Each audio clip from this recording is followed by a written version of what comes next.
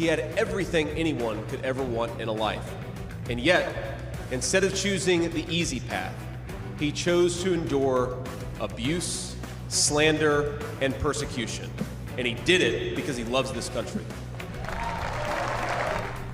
The man who wants to be your next vice president, Middletown native and Ohio U.S. Senator J.D. Vance, headlining tonight's Republican National Convention.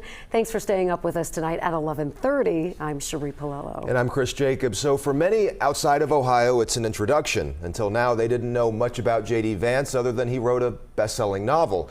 But they got a live look at the senator and his policies tonight. WLWT News 5 anchor Mike Dardis live in Milwaukee once again tonight covering the convention. And Mike, he got a lot of applause from what we were watching. Exactly what President Trump was looking for out of him. He addressed Ohio and Michigan and Wisconsin and all those middle states as well. He's a guy who bills himself as a regular guy, overcoming adversity, climbing hurdles along the way, and now making it to the doorstep of the political promised land. And tonight, it was a chance for J.D. Vance to introduce himself to America. That's the Republican Party of the next 4 years. United in our love for this country and committed to free speech and the open exchange of ideas.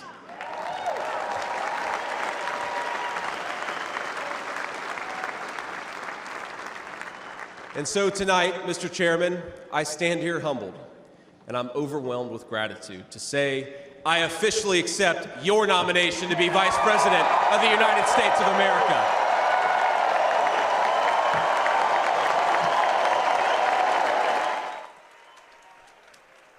At 39 years of age, half the age of former President Donald Trump, many Republicans calling him the future of the party. And tonight, he tried to energize those Republican supporters. Our movement is about single moms like mine, who struggled with money and addiction, but never gave up. And I'm proud to say that tonight my mom is here, 10 years clean and sober. I love you, Mom.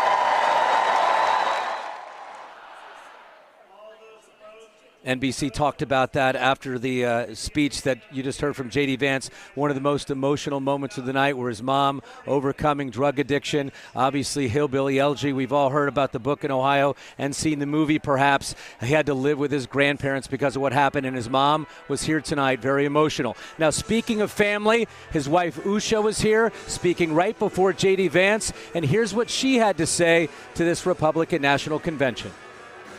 It's safe to say that neither JD nor I expected to find ourselves in this position. But it's hard to imagine a more powerful example of the American dream.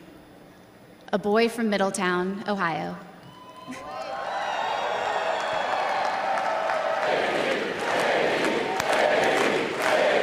Raised by his grandmother through tough times.